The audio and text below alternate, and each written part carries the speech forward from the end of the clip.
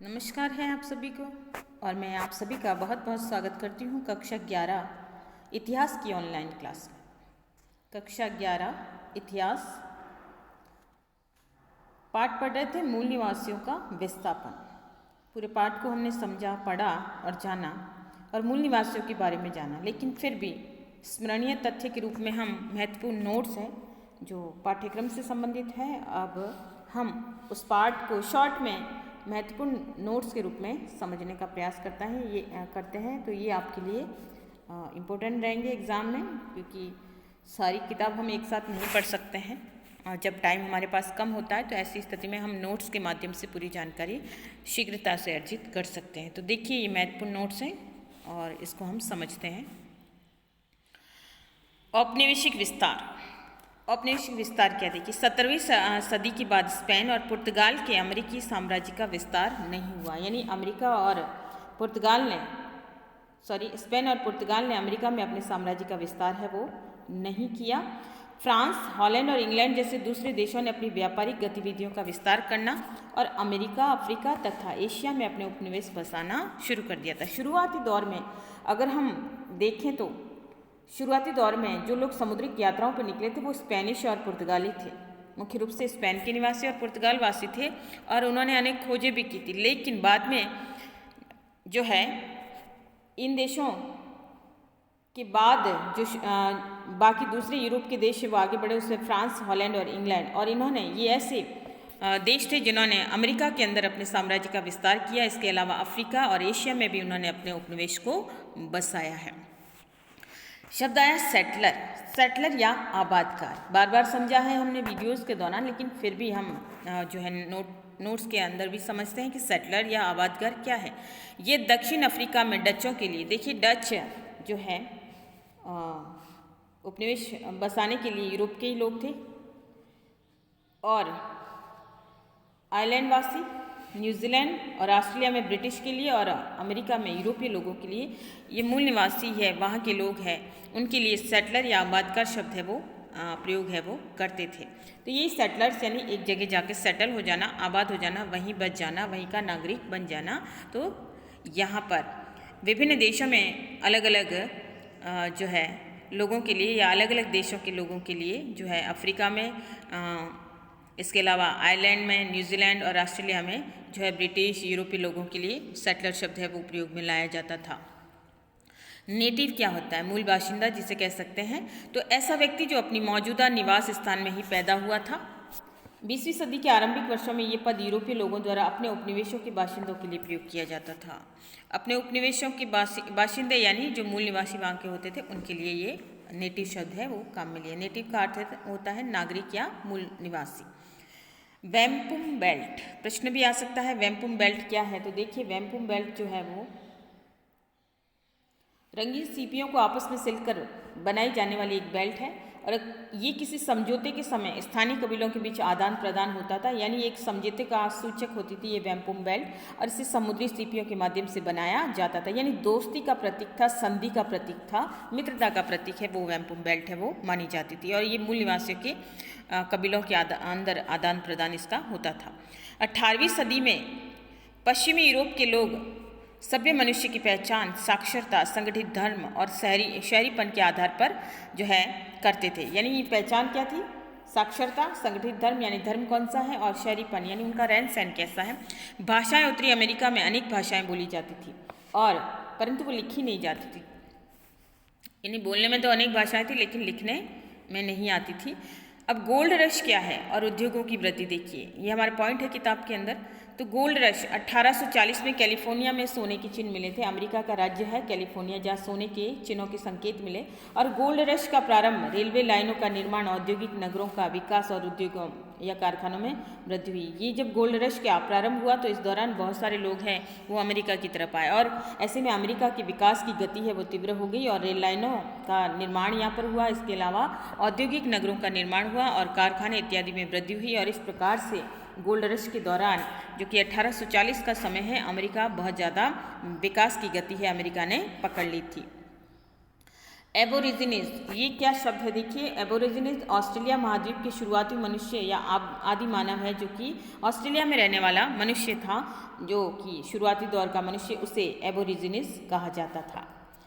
1911 में ऑस्ट्रेलिया की राजधानी, जिसका नाम रखा गया था वुलविटगोल्ड, यानी सुझाव दिया गया था, और अंततः इसका नाम कैनबरा रखा गया, जो ऑस्ट्रेलिया की राजधानी वर्तमान में भी है, और जो एक स्थानीय शब्द कैनबरा से बना है, जिसका अर्थ होता है सभा स्थल। नेक्स्ट है कि आरंभ में ऑस्ट्रेलियाई मूल निवासियों के साथ दोस्ताना व्यवहार, परंतु हवाई में कैप्टन कुक की हत्या के बाद ब्रिटिशों का रवैया पूरी तरह से उलट गया। देखिए, ऑस्ट्रेलिया के मूल निवासियों या ऑस्ट्रेलिया की खोज करने के लिए जो ब्रिटिश कैप्टन कुक नौसेना के जहाज के कैप्टन थे, और जब वो अपनी यात्रा के दौरान जब वो ऑस्ट्रेलिया पहुँचे, तो वहाँ पर जब वो वहाँ के मूल निवासियों से मिले, तो मूल निवासियों का व्यवहार और उनका आपसी व्यवहार दोनों का एक दूसरे के प्रति काफ़ी दोस्ताना था और काफ़ी, जैसे कह सकते हैं, गर्मजोशी भरा था। लेकिन बाद में कैप्टन कुक की हत्या हवाई के अंदर की गई। हवाई, जो कि अमेरिका का ही एक द्वीप था, जहाँ आज भी ज्वालामुखी निकलते हैं, तो उस हवाई द्वीप के अंदर जब कैप्टन कुक की हत्या कर दी गई, तो ऐसे में ब्रिटिशों का रवैया है, वो सभी देशों के मूल निवासी जहाँ जहाँ उन्होंने अपने उपनिवेश बनाए थे, वहाँ के मूल निवासियों के प्रति उनका रवैया कठोर और जो है क्रूर हो गया था। इस घटना का इस्तेमाल औपनिवेशिक ताकतों द्वारा अपने हिंसक एवं अत्याचारपूर्ण व्यवहार के औचित्य को साबित करने के लिए किया गया था। यानी कि ये जो घटना हुई थी, और इस घटना के बाद उन्होंने अपना जो है मन परिवर्तन कर लिया कि उन्हें मूल निवासियों के प्रति किस प्रकार का व्यवहार करना है, ताकि कोई भी उनके विरुद्ध है वो आवाज़ न उठाए। तो उनका व्यवहार हिंसक और अत्याचारपूर्ण हो गया, और वहीं मूल निवासियों का व्यवहार भी उनके प्रति वैसा ही हो गया। उत्तरी अमेरिका के मूल बाशिंदे नदी घाटी के साथ साथ बने गांवों के समूह के रूप में रहते थे। देखिए, उत्तरी अमेरिका की स्थिति को बताया गया कि वहाँ के जो मूल निवासी होते थे, वो नदी घाटी के आसपास के इलाकों में रहते थे, और इसके अलावा वे मछली और मांस खाते थे। सब्जियाँ और मकई है वो उगाते थे। मकई अर्थात मक्की, जिसे मक्का हम कहते हैं। फ्रंटियर किसी आधिपत्य क्षेत्र की सीमा को फ्रंटियर कहा जाता है। फ्रंटियर का अर्थ होता है सरहद या सीमा, जो कि किसी क्षेत्र विशेष की सीमा है वो निश्चित या निर्धारित होती है, तो ये फ्रंटियर कहा जाता है।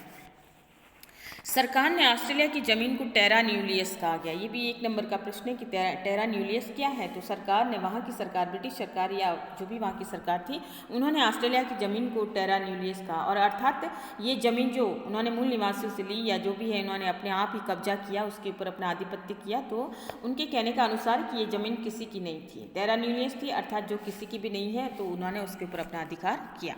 वस्तुतः मूल निवासी छोटे इलाकों में सीमित कर दिए गए, जिन्हें रिजर्वेशन कहा जाता था। ये अमेरिका के अंतर्गत ऐसा है।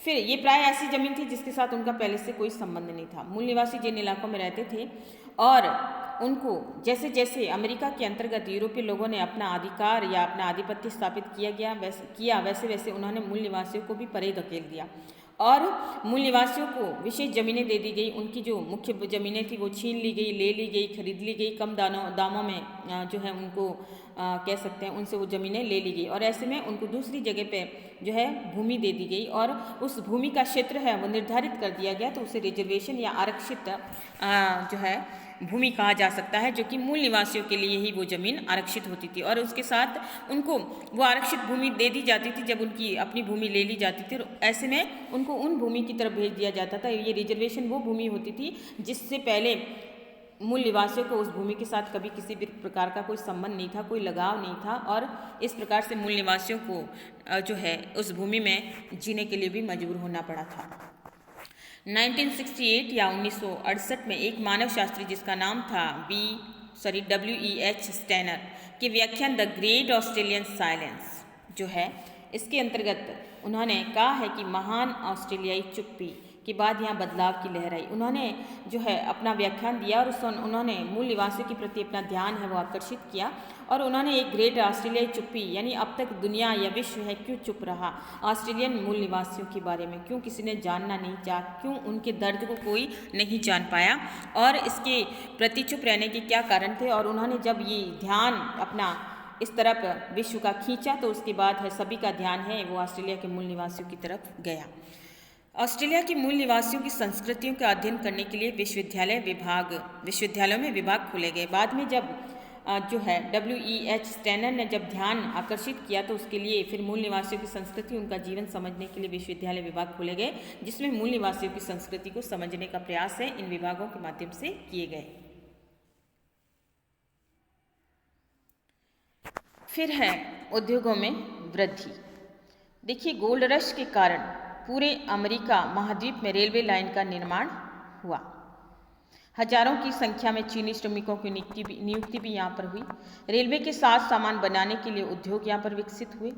साथ सामान अर्थात रेलवे से संबंधित जो यंत्र या डब्बे वगैरह बनाए जाते हैं, रेलवे पटरियाँ वगैरह, बड़े पैमाने पर कृषि करने वाले यंत्रों का उत्पादन भी यहाँ पे प्रारंभ हुआ। ये मूल जो है अमेरिका की स्थिति को हम समझ रहे हैं। संयुक्त राज्य अमेरिका और कनाडा में औद्योगिक नगरों का विकास हुआ। तो इस प्रकार से अमेरिका धीरे धीरे विकसित हुआ। फिर है जो है कनाडा, मूल बाशिंदों को जमीन से बेदखल करना। उत्तरी अमेरिका की स्थिति है कि ब्रिटेन और फ्रांस से आए कुछ प्रवासी ऐसे थे जो छोटे बेटे होने के कारण पिता की संपत्ति में उत्तराधिकारी नहीं बन सकते थे, यानी उनको उनको ऑथोरिटी नहीं दी गई थी, उनको अधिकार नहीं दिए गए थे, उनको पावर नहीं दिया गया था। और ऐसे में जो है लोग अपने भाग्य को आजमाने के लिए अमेरिका की तरफ आए थे। और ऐसे में बहुत सारे यूरोप के ऐसे लोग भी थे जो वहाँ पे छोटे थे और उनको राजशाही ठाट बाट वो नहीं मिले, तो ऐसे में उनके सपने अधूरे रह गए। तो वो अपने सपनों को पूरा करने के लिए पिता की संपत्ति में जब उन्हें उत्तराधिकारी का हिस्सा नहीं बना, तो वो अमेरिका में अपना जो है भाग्य आजमाने आए और वे अमेरिका में मालिक बनकर रहना चाहते थे।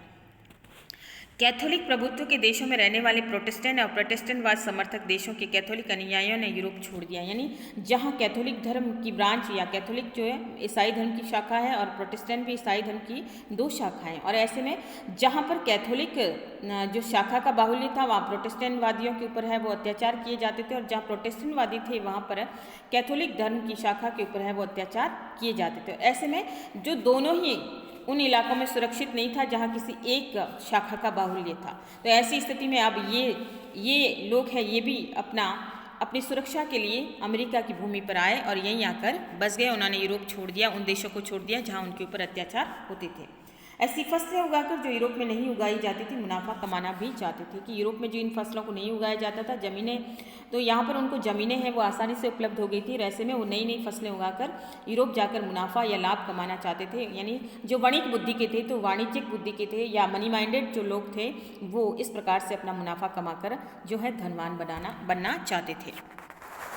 मूल बाशिंदों को बेदखल करना वे गलत नहीं मानते थे, क्योंकि उनके अनुसार मूल बाशिंदे जमीन का उपयोग नहीं करना जानते। जो यूरोपवासी हैं उन्होंने मूल निवासियों को आरक्षित भूमि या उनके क्षेत्रों की तरफ भेज दिया या उनकी ज़मीनों को खरीद लिया या जबरन छीन लिया। तो उनके अनुसार है कि मूल निवासियों को जब भूमि का उपयोग नहीं करना आता तो ऐसे में वो उनका उपयोग कर रहे हैं और उनको अधिकार है कि वो भूमि के ऊपर विभिन्न प्रकार की फसलें उगाएं, अट्टालिका बनाएं, उद्योग जो है कारखाने वगैरह खोलें, ताकि वो अमेरिका के विकास में अपना योगदान दे सके। और मूल निवासियों को ज़मीनों से बेदखल करना इसलिए वे गलत भी नहीं मानते थे। अब बेदखल करने के तरीके क्या थे? देखिए, उन्होंने धोखाधड़ी से ज़्यादा ज़मीनें ले ली। उन्होंने मूल निवासियों से धोखाधड़ी की, पैसा देने की वायदा खिलाफी की और मूल निवासियों की ज़मीन खरीदने के बाद उन्हें पूरा पैसा भी नहीं दिया।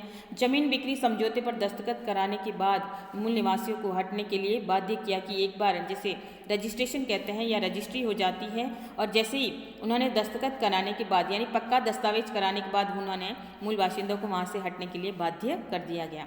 चिरोकी कबीला जो है जॉर्जिया का कबीला था, अमेरिका का जॉर्जिया प्रदेश या जॉर्जिया राज्य, और चिरोकी कबीले को खदेड़ने के लिए अमेरिकी फ़ौज का इस्तेमाल भी किया गया। जेफरसन थे उस समय वहाँ के प्रधानमंत्री, और जेफरसन ने चिरोकी कबीला जो कि मूल निवासी था, लेकिन फिर भी उन्होंने यूरोप की तरह संस्कृति को अपनाया था। रहन सहन, अंग्रेजी बोलना, उनके अनुसार भोजन पानी सब कुछ उन्होंने वैसा ही कर लिया था। लेकिन फिर भी चिरोकी कबीलों को जब स्वतंत्रता या स्वाधीनता या जो भी उनके मौलिक अधिकारों से जब उन्होंने वंचित उनको रखा गया, और ऐसे में न्यायाधीश थे उस समय जॉन मार्शल।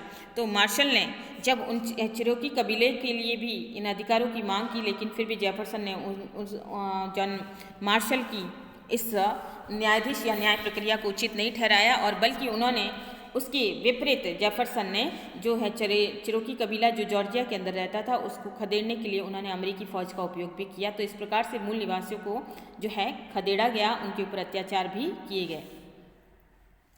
जमीन के अंदर शीशा जो है एक धातु होती है, सोना और खनिज होने का पता चलने पर मूल बाशिंदों को उनकी स्थायी जमीन से भी धकेल दिया जाता था कि जैसे ही वहाँ पे टेक्निकल आधार पे सोना या खनिज के बारे में पता लगाया जाता था और जहाँ जिन इलाकों में मूल निवासी रहते थे, अगर यहाँ की रूपवासियों को जो अपने टेक्निकल यूज़ के आधार पे इन चीज़ों के बारे में पता करते थे कि यहाँ पे किसी भी प्रकार का कोई संसाधन है और वहाँ पे वो स्थान है वो मूल निवासी का है, तो इस प्रकार से वो मूल निवासियों को वहाँ से बाहर निकाल देते थे या उस ज़मीन से उनको बेदखल कर देते थे ताकि वो अधिक लाभ कमाएं इन सारी चीज़ों के माध्यम से। अब है बदलाव की लहर, जो कि हमारा पॉइंट है। इसकी मुख्य बिंदु है कि ऑस्ट्रेलिया के मूल निवासियों के लिए नए रूप में समझने की चाहत जगी। जो बदलाव की लहर आई थी, उस बदलाव की लहर के तहत ऑस्ट्रेलिया के मूल निवासियों को समझने की चाहत है वो विभिन्न इतिहासकारों के अंदर जगी। फिर मूल निवासियों को विशेष संस्कृतियों वाले समुदाय के रूप में देखा गया, क्योंकि उनकी अपनी पहचान थी, उनका अपना समाज था, उनके अपने रहन सहन के तरीके थे, उनके अपने त्यौहार थे। तो इसमें इस आधार पे कि उनकी संस्कृतियों को समझने के लिए कि वो समुदाय क्या है, उस समुदाय की क्या विशेषता थी, उस आधार पे मूल निवासियों को समझने का जो है प्रयास है वो किया गया। प्रकृति और जलवायु को समझने की उनकी विशिष्ट पद्धतियों की पहचान की गई। देखिए, मूल निवासी जो थे वो प्रकृति को जानते थे, क्योंकि वो प्रकृति के करीब रहते थे। उनको पता था कि कब जो है मौसम में बदलाव होगा, कब वो तारों को देखकर पता लगा लेते थे, समय का पता लगा लेते थे, वो धूप को देखकर समय का पता लगा लेते थे, वो जो है आकाश को देखकर, वातावरण को देखकर पता लगा लेते थे कि कब बाढ़ आने वाली है, कब तूफान आने वाला है, कब आंधी आने वाली है, कब वर्षा होगी। तो ये सारी जानकारी मूल निवासियों को प्रकृति प्रदत्त थी, क्योंकि वो प्रकृति के पास रहते थे, तो उन्हें प्रकृति की काफ़ी पहचान भी हो गई थी। मूल निवासियों की धरोहर जैसे कथाएं, कपड़ा साजी, चित्रकारी और हस्तशिल्प को भी सराहा गया। मूल निवासी है जो विभिन्न प्रकार की कथाएं उनकी थी, उनकी अपनी संस्कृति थी, उसकी पहचान थी। वो कपड़ा बनाना जानते थे, वो चित्रकारी करना जानते थे, वो पूरी बॉडी के ऊपर, अपने शरीर के ऊपर विभिन्न प्रकार के लेप लगाकर चित्रकारी करते थे। तो और इसके अलावा वो हस्तशिल्प में भी बड़े बड़े कुशल थे, उन्हें हाथों से विभिन्न प्रकार की कारीगरी करनी आती थी। तो ऐसे में इन अनुसंधान के माध्यम से इन इतिहासकारों ने उनकी इस संस्कृति को खंगाला और उस संस्कृति को जाना कि वास्तव में मूल निवासियों का जीवन कितना सुंदर था या कितना एक विचित्र धरोहर या एक विरासत थी जो इतिहास को जो है मिल सकती थी। उनकी संस्कृति का अध्ययन करने के लिए विश्वविद्यालय विभाग भी खोले गए। नए और संग्रहालयों में उनकी संस्कृतियों को जगह दी गई, अर्थात कला दीर्घाएं, कला प्रदर्शनियां लगाई गई, जिसके माध्यम से जो है मूल निवासियों की संस्कृति का अध्ययन है वो किया गया और उनकी संस्कृति को सुरक्षित और विरासत के तौर पर देखा गया। मूल निवासियों को जो है अपना इतिहास लिखने के लिए जो कहा गया, उनको मोटिवेट किया गया, उनको सकारात्मक ऊर्जा प्रदान की गई, जिसके कारण मूल निवासियों ने अपनी संस्कृतियों के बारे में लिखना शुरू किया।